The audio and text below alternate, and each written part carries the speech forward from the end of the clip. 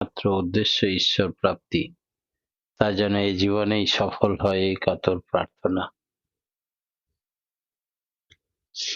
আধ্যাত্মিকতার ক্ষেত্রে সদাচার একটি অঙ্গ, তেমনি সদাচারের সঙ্গে অপরিহার্য অঙ্গ হচ্ছে সাত্ত্বিক আহার। কারণ এই দেহের পুষ্টি যাবতীয় উপকরণ আসে আহার্য বস্তু থেকে। খাদ্য এবং পানীয় আমাদের ভিতর গিয়ে রক্ত, মাংস, অস্থি, স্নায়ু এগুলো পরিপুষ্ট করে। সেই জন্যে আহার বিশুদ্ধ হওয়া দরকার। এই বিশুদ্ধতা বা পবিত্রতা আহারে শরীর সুস্থ থাকে, মন উচ্চ চিন্তায় মগ্ন থাকে। জগতে প্রতিটি বস্তুই গুণময়, অর্থাৎ হয় সত্তা গুণ সম্পন্ন, নয় রজগুণ সম্পন্ন, নয় তমগুণ সম্পন্ন। আহার্য বস্তুরও এই তিন ভাগে ভাগ আছে। যে সমস্ত গুণাবলী তা বহন করে সেই আহার গ্রহণ করলে সেই গুণেরই উদ্দীপনা দেখা যায়। তামসিক বা রাজসিক খাদ্য খেলে ভেতরে তমগুণ বা রজগুণ বৃদ্ধি পায়, আর সাত্ত্বিক আহার সত্ত্বগুণেরই পরিপোষণ করে। সত্ত্বগুণের লক্ষণগুলি হলো তা মলিনতার ভাব বর্জিত, তাই তার ওজন হালকা। আবার হালকা বলেই তা সহজে উপরের দিকে উঠতে পারে। মানে কোনো শ্রেয় আদর্শে জীবন সৎন্যস্ত করা, চলা সাত্ত্বিক আহারের পক্ষে সহজ হয়। অনেকে নিরামিষ আহারকে সাত্ত্বিক আহার বলে মনে করে, কিন্তু আহার নিরামিষ হলেই তা সাত্ত্বিক নাও হতে পারে। যেমন বাসি খাবার, উচ্ছিষ্ট খাবার, উপযুক্তভাবে অসংরক্ষিত খাবার, অতীব লবণযুক্ত খাবার, অত্যন্ত ঝাল, তীব্র টক, এই সমস্ত খাবার সাত্ত্বিক আহারের পর্যায়ে পড়ে না। ভগবান শ্রীকৃষ্ণ গীতায় 17 অধ্যায় 8 নম্বর শ্লোকে বলছেন, সাত্ত্বিক আহারের অভিধান নির্ণয় করে যে আহার হবে আয়ু ও বলবর্ধক, সুখকর, হৃদ্য, প্রীতিস্নিগ্ধ, সরস এবং পুষ্টিকর, এমনতর না হলে আহার সাত্ত্বিক হলো না। সাধন জগতে আর একটা ব্যাপার আছে, সেটা হচ্ছে প্রাণায়াম। শ্বাসবায়ু সংযত ও নিয়ন্ত্রিত করে লোকে প্রাণায়াম করে। প্রাণায়ামের তিনটি কাজ, পূরক, কুম্ভক, রেচক। শ্বাসবায়ু দ্বারা হৃৎপিণ্ড পূর্ণ করার নাম পূরক।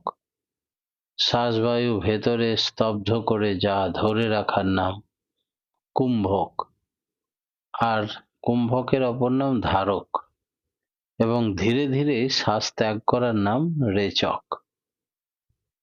প্রাণায়াম প্রক্রিয়া এমনতরই বলে আমরা জানি। বলা আছে, প্রাণায়াম করলে হার্ট সরল হয়, স্বাস্থ্য ভালো থাকে, কিন্তু তাতে চারিত্রিক উন্নতি হয় কিনা, মানুষ লোকচর্যা পরায়ণ হয় কিনা, বা সমাজ বা পরিবেশে অসৎ উদ্দেশ্যে প্রতিহত করার সাহস হয় কিনা, এই সমস্ত কৌশল গজায় কিনা তার কোনো কথা কোনো শাস্ত্রে কোনো কালেই উল্লেখ নেই। কেউ হয়তো প্রাণায়াম সাধন করেন, দৈহিক স্বাস্থ্যের অধিকারীও হয়েছেন, কিন্তু তা হয়েও সে দুশ্চরিত্র, অসংযত, অনাচারী, ব্যভিচারী, অত্যাচারী, দুর্ব্যবহারকারী হতেই পারেন।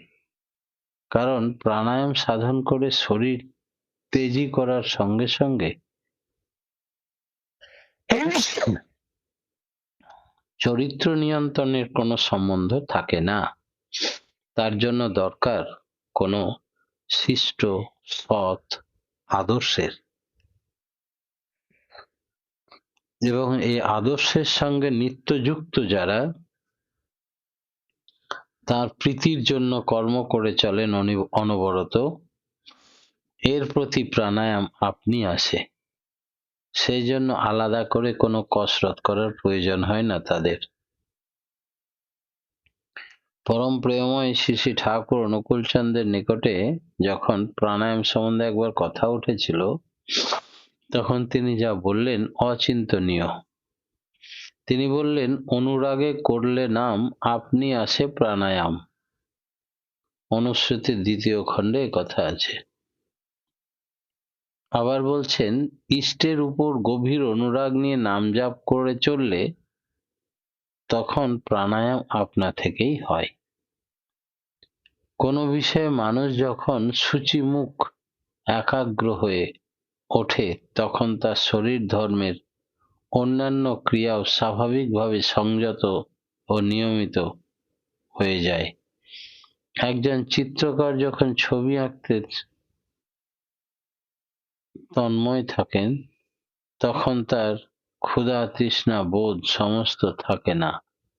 তার মনের কল্পনাকে রং তুলির সাহায্যে নিখুঁতভাবে পর্দায় ফুটিয়ে তোলার সময় তার স্নায়ুতন্ত্রে এমন একটা একমুখী চাপের সৃষ্টি হয় যে তখন তার শ্বাস প্রশ্বাস চলছে কিনা বোঝাই যায় না। আমরা বলি শ্বাসরুদ্ধ অবস্থা। লৌকিক ব্যাপারই যদি এই হয়, তাহলে কল্যাণ পুরুষের নাম ও ধ্যানে যদি নিরত থাকা যায়, তাহলে কি অবস্থা দাঁড়াতে পারে? নাম ধ্যান, মন যখন নাম ধ্যানে মজে যাবে, তখনই তার হওয়ার অবস্থার পরিবর্তন হবে।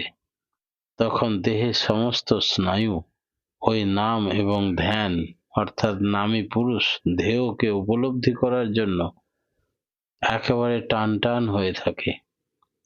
এই একমুখী টানের তীব্রতায় শরীরের যাবতীয় ইন্দ্রিয়র বোধ, অঙ্গ প্রত্যঙ্গ, যান্ত্রিক ক্রিয়াগুলো আপনা থেকেই সীমিত হয়ে যায়। ওই চিন্তা ছাড়া অন্য কোনো চিন্তা মনে প্রশ্রয় পায় না। এইভাবে সাধকের জীবনে প্রাণায়াম সিদ্ধ হয়ে থাকে। তাছাড়া প্রাণায়াম শব্দের আরো একটি অর্থ হচ্ছে, শ্রী শ্রী ঠাকুর অভিধান খুলে দেখিয়ে দিলেন, আয়াম মানে বিস্তার। অতএব প্রাণায়াম মানে প্রাণযুক্ত আয়াম, মানে প্রাণের বিস্তার। ইষ্টকে যে ভালোবাসে, তার পরিবেশ ও পারিপার্শ্বিকের জন্য সে স্বতঃস্ফূর্তভাবেই অন্তর্রাশি হয়ে ওঠে। তাদের জন্য দরদি হয়, তাদের যাতে ভালো হয় তাই করে সে, এবং বলেও সবসময় সকলের ভালো হওয়ার জন্য। এইভাবে ইষ্টপ্রাণ যাজন লোকসেবার ভিতর দিয়ে মানুষ বহুর মাঝে ছড়িয়ে পড়ে। মানুষ মানুষের জন্য হয়ে ওঠে। মানুষের আপদ বিপদে সাহায্য সহযোগিতার হাত বাড়িয়ে দেয়, নিষ্কাম প্রার্থনা করে। এতে মানুষকে যে কত সয় বয় অপরের স্বার্থকে নিজের স্বার্থ বলে মনে করে, তাদের মঙ্গল সাধনের জন্য যে কত অপ্রত্যাশিত অন্তরে চলে আসে, সে বহু মানুষের হৃদয়ের রাজা হয়ে ওঠে। বহু লোক তাকে চায়। ক্রমশ তার প্রাণের বিস্তার পরিধি বেড়ে যায়। তাই হলো প্রাণায়াম। তাই লোককল্যাণ মহাযজ্ঞই হচ্ছে প্রাণায়াম। বহুর মাঝে এই যে ব্যাপ্তি, সেটা যদি ইষ্টার্থে না হয়, তখন তা হয় ভূতের বেগার খাটা। একটা লোক বহু কিছু করছে, কিন্তু করার পিছনে হয়তো তার আত্মখ্যাতি, প্রতিষ্ঠা লাভ, মোহ, হীনমন্যতা, অহং বোধ কাজ করছে। আর এই ব্যক্তি কিন্তু প্রাণায়ামে উপনীত হচ্ছে না। তার দ্বারা খানিকটা লোক পরিচিতি হচ্ছে, খানিকটা আত্মপ্রতিষ্ঠার ধান্দায় ঘুরছে, তাতে তার আধ্যাত্মিক উন্নতি কিছু হচ্ছে না। তাই লোক সেবার পূর্বে নিজের ইষ্ট আদর্শের সঙ্গে দৃঢ় সঙ্গবদ্ধ করে অটুট করে তুলতে হবে। যেমন নুন ছাড়া সমস্ত ব্যঞ্জন বিস্বাদ, তেমনি ইষ্ট ছাড়া, নাম ধ্যান ছাড়া আমার জীবন বরবাদ হয়ে যাবে। এই ধান্দা এই ইষ্টের রঙে রঙিন হয়ে উঠবে যখন সে, তখন প্রত্যেক দিন নিয়মিতভাবে নাম ধ্যানে রত থাকবে। ইষ্ট স্বার্থ বাদ দিলে সমস্ত জপ তপ ধ্যান প্রাণায়াম প্রভৃতি সমস্ত প্রবৃত্তির ঘোরে প্রবৃত্তির কোলে চলে যাবে। সেগুলির ঊর্ধ্বতন সহায়ক হয়ে উঠতে পারবে না। সেই জন্যে নাম ধ্যান একটা নেশা, নাম ধ্যান উপলব্ধি, নাম ধ্যান কোনো কন্ডিশনাল নয়, গ্যাপ দিয়ে নয়, আজকে আমার নয় কালকে ওর নাম ধ্যান করার এইরকম ডিউটি হয় না। প্রত্যেক দিন প্রত্যেকের জন্য নাম ধ্যান কম্পালসারি, একই সময়ে নিয়মিতভাবে অস্খলিতভাবে। চাহে কুছ ভি হো যায়, নিজের সময়ে নাম ধ্যানের টাইম বাদ দিয়ে কিছু করো, কিন্তু এই টাইমটা নির্দিষ্ট নাম ধ্যান করতেই হবে। এই রঙে রঙিন হলো যারা, তাদের ঈশ্বর প্রাপ্তির দরজা খুলল। এর ফলে কি হয়? পূরক, কুম্ভক, রোচক প্রাণায়াম সাধনের 3টি ধাপের কথা আমরা জেনেছি। জীবনে বাস্তব ক্ষেত্রে এদের উপকারিতা কি সে সম্বন্ধে ঠাকুর একদিন ব্যাখ্যা দিয়ে বলছিলেন, পূরক মানে শ্রী ঠাকুর বললেন ইষ্ট এবং ইষ্ট স্বার্থের অনুকূল যা, তাই দিয়ে জীবন পাত্র পূর্ণ করা। পুর ধাতু মানে পূরণ। ইষ্ট যেমন চান তেমন ভাবে যেন খাদ্যখানা আহার বিহার আচার ব্যবহার সব নিয়ন্ত্রিত হয়,